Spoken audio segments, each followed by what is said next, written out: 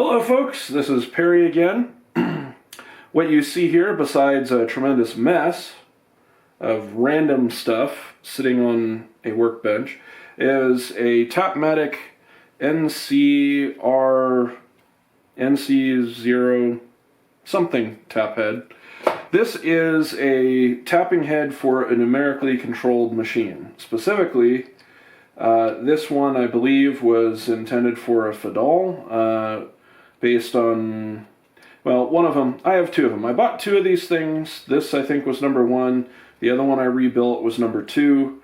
These are 30-plus-year-old tapping heads, and they're designed for a 1/4 inch and below capacity, but they're interesting and they work. I am going to reassemble this tapping head, and in the process I'm going to show you how I do that. And we'll talk a little bit about the tapping head and how it works, and we'll see if I can remember how to put this thing back together. I think I do. I remember, I've got, some fuzzy memories and whatnot, but we will be applying a liberal amount of grease to hold it together while we assemble it. And I will bring you along. Let's see here. First things first, let's clean these bearings. They were cleaned once already, and they've been sitting here for months after cleaning. Figure it's only a good idea to clean them again. And all we're going to do is just hose them off with some carburetor cleaner. No, brake cleaner, not carburetor.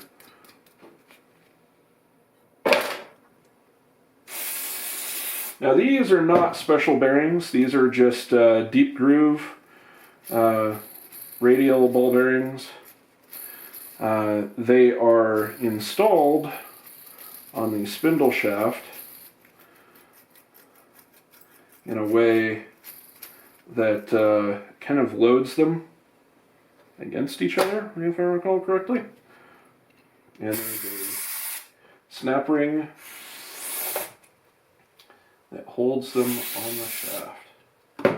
I bought new bearings for the other one. These things are super expensive. Oh yeah, there's the shim right here. So they're just deep groove radial bearings with a shim. This is like probably a 2 thou or a 3 thou shim to provide interference. So they get loaded like this, and then they get installed on this shaft. That should work.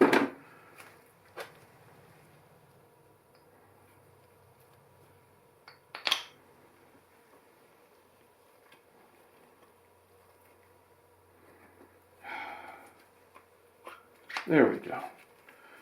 There we go. Okay. So we've got that. Now there's two halves to this stack up. This is your spindle. And the way this thing works is that power comes in through the drive, and there's these three little dogs here, and then there's three little dogs on the inside. And those three dogs on the inside transfer power directly to these ball bearings. So you've got these ball bearings which ride here with this cage around it. And the spindle moves up and down in this whole stack up. So the spindle is on a spring, so it's always up like this, engaged with those drive balls. And there's a spring that goes right there that fits down in that bore. And so whenever you tap into a hole, this has some free float. There's a spring that provides preload, but then it can free float a little bit.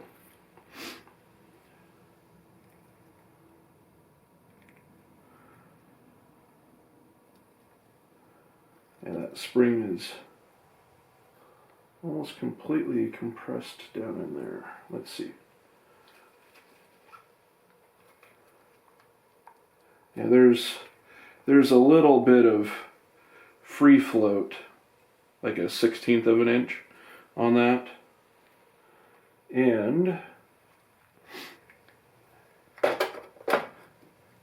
so you've got these balls, which I can't install right now. We'll install them, but these balls go in this carrier, and the carrier can stay still while this shifts up and down.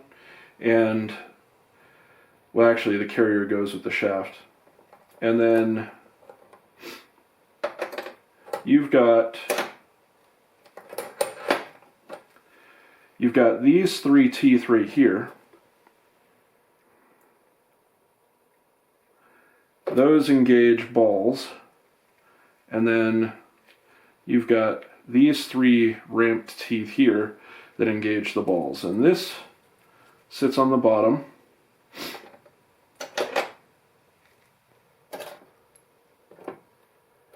Now, carrier right here, those balls right in there, and then this is stationary. It's stationary in relation to the other part, but the shaft can go up and down, and when it pushes up, it spins the way that the spindle is going. And whenever it pulls down, it engages these teeth right here, and these teeth get driven by the outer teeth of the spindle. So this goes like this. We can actually begin assembling this stack. So those teeth that go there, I'll take a little bit of grease, put them on the teeth right here, and we need to put this through the shaft right now for later, because when we assemble this, there's this spring right here. This spring goes through here and attaches to this spring hanger, which rides in that bearing, and in order to get this spring pulled up through there, I just have a piece of wire and a loop, and I attach that. So we take that, and then we have these.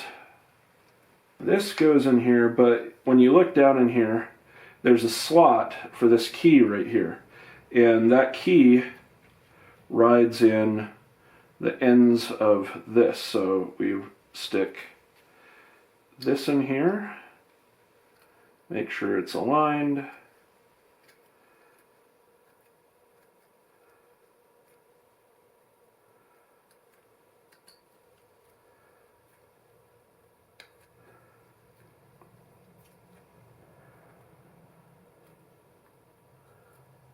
Come on. There we go. Then we take the Planetary. So what this forms is like a differential. You've got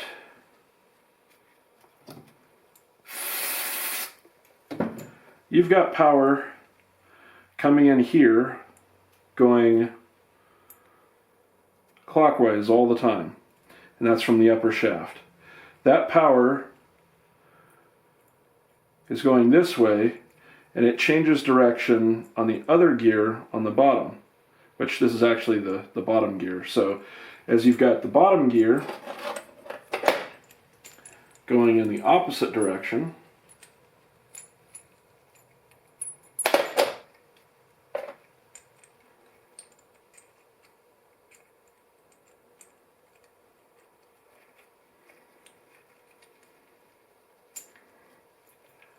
so your top gear is spinning this way and your bottom gear is spinning this way.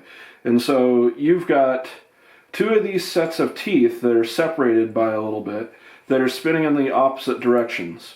And this is on springs, and it's able to float up and down inside this shaft.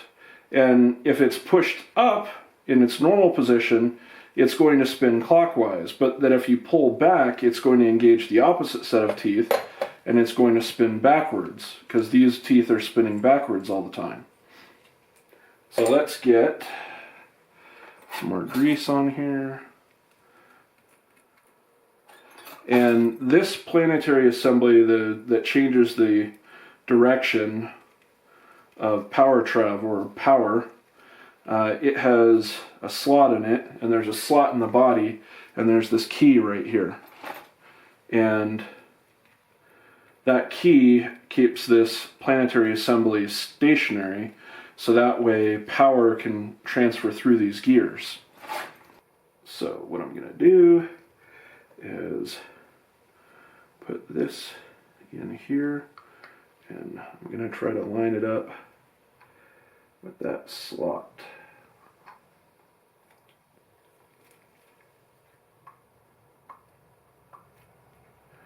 And then I'm going to try to install this key.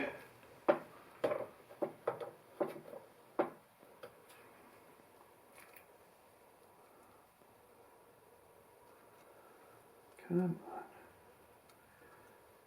Let me see. There we go. That needs to spin a little bit one way.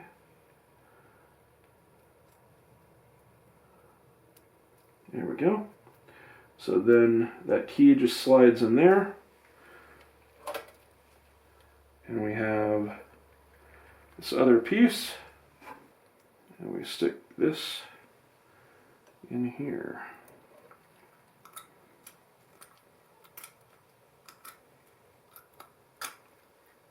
There we go. All you got to do is just line up the notches and then push it down in there. Now we can begin the bottom half assembly. The next parts have to go in a specific order, because this is the part that goes in there, but we have to get the balls on the shaft in between that. So this, yes, there's a thrust bearing here. So what we need to do is put this over here. I'll just throw a little grease on there. Lubricate the bushing and the bearing, or bushing and the seal. There we go. And then now we need to lubricate this thrust bearing. So we'll put just a little bit of lube on that washer. A little bit on the bottom too to hold it in.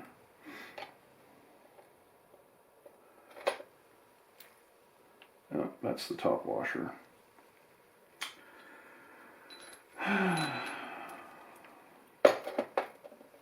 This is the bottom washer. A little bit of lube to hold in.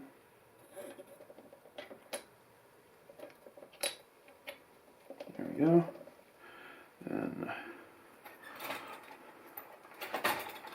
that lube on our thrust bearing.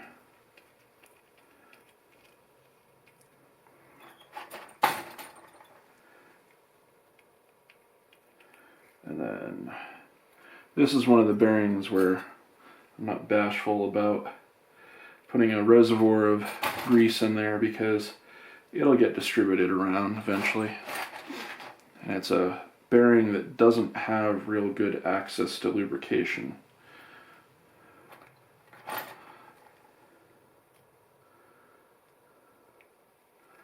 So we'll put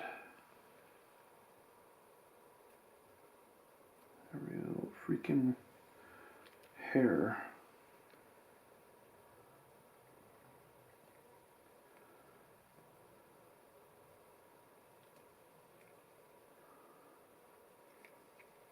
Put that there. And we'll make sure to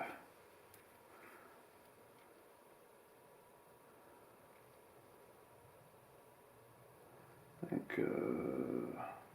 that was the last side that it ran in, so we'll flip that washer, and then the thrust bearing will run on this side.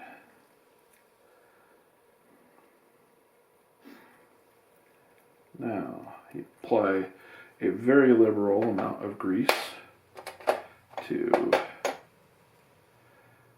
this so that we can stick the bearings in there.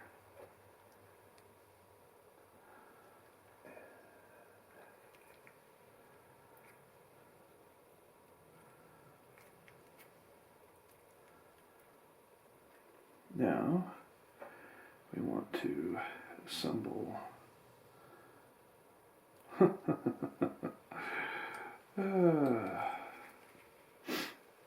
this has to go in here, and the bearings have to come back out.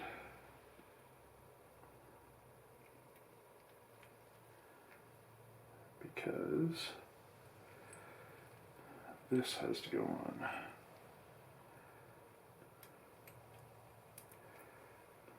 Then this can go on, and the bearings can go in.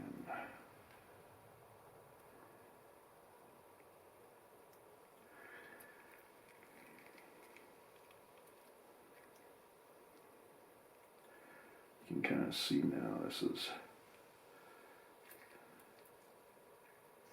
there we go. So now those balls are captured. You can see there's power transmission between the shaft and that face gear, ring gear. And that's your neutral, and then up a little further is your drive. So now, what we need to do is hook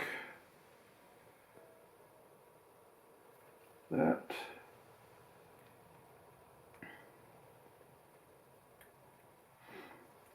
Mr. Bill.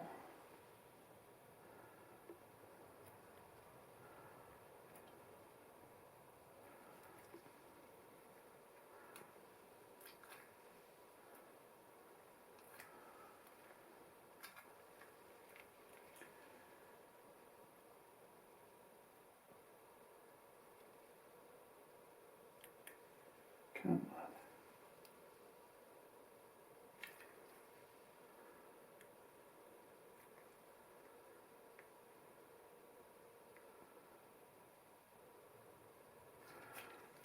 Let's slather a bit more grease up in here.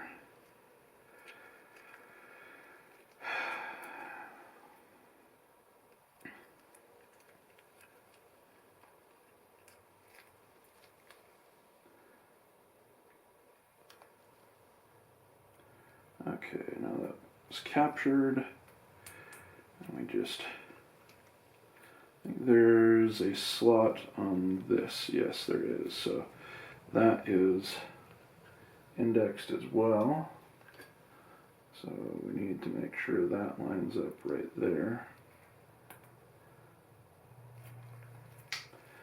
Come on. There. And that is your spring. Oh, I forgot those springs. Darn it.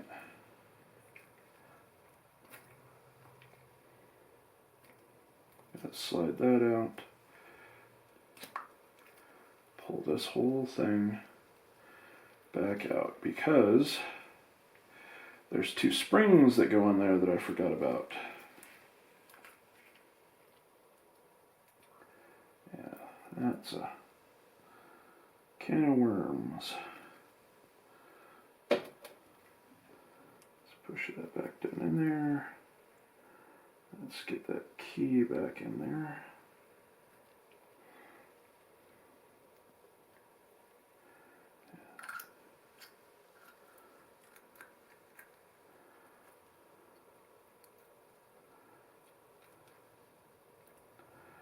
Okay, so I forgot that this little floater right here has two springs. let's center it. We've got the lower spring, and we've got an upper spring, and then there's a snap ring that retains them.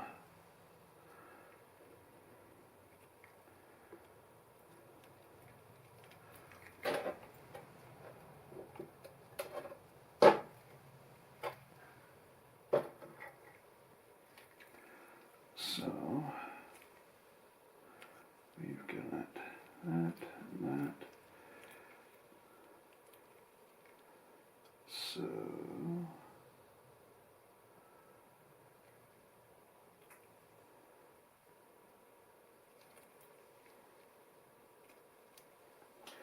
that's this spiral lock.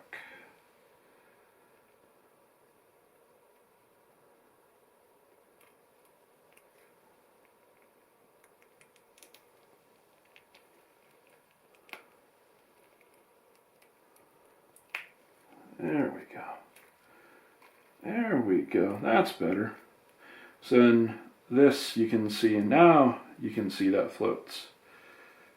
And we got our spiral lock in there. Now we need to get our retainer, our spring puller.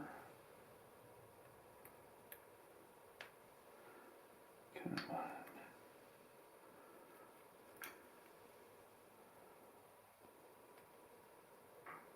There we go. And then we got to clock this whole assembly to line up with the keyway.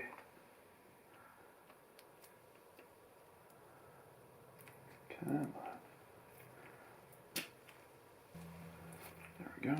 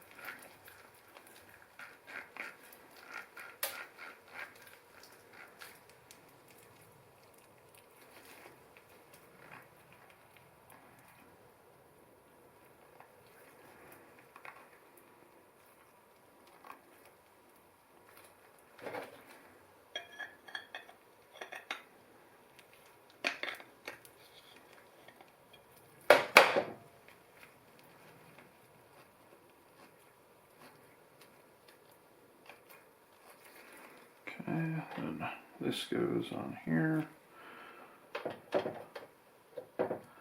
This goes on here. Fits down in there. And this goes on here.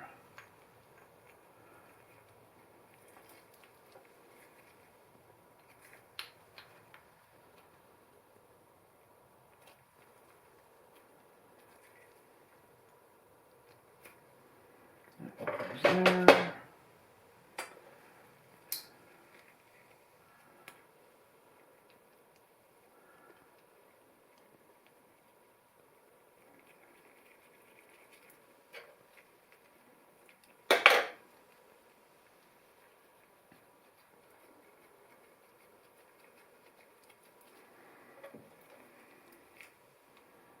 This goes here.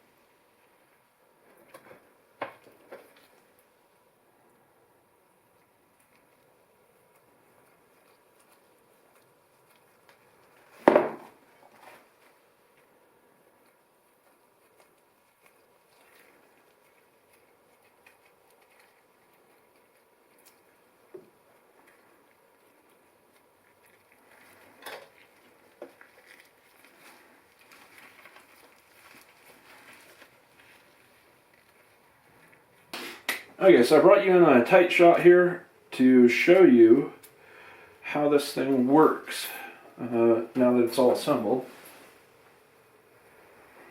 Let me get more of the schmoo off of it. There we go. So this right here is an indexing brake. So basically what you do, you set your machine up where this indexing brake right here, it engages a pin on the spindle, and you clock this for your machine. You loosen these screws right here, and you can clock this so that when you put it away in the tool changer, this is facing out, so that whenever it's vertically oriented like this, the tool changer carousel or the umbrella kind of runs right here in between this lock and the spindle. And so that's an adjustment with these screws right here.